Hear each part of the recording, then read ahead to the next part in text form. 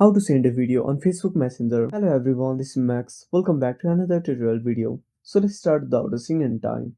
Also make sure to watch this video till the end. First of all, open up Play Store. Tap on the source icon at the bottom right corner. Simply tap on the source bar and type Messenger. Now click on source. Tap on Messenger and make sure to update to the latest version. After updating, simply go back to the home screen. Now the first method is simply open up Messenger. Now go to your chats. Now tap on the gallery icon. Now tap on all photos. Now scroll down. Now find a video folder. Now select the video you want to send and simply tap on send. Now wait for some time for the video to send properly. Now the next method is simply go back to the home screen.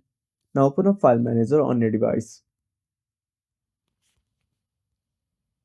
Now go to video section. Select the video you want to share. Now tap on share. Now find Messenger. Simply tap on Messenger and click on chats. Now select your friend chat. Now click on add and that's it. Thanks for watching. Make sure to subscribe our channel and hit the bell icon. See you in the next video.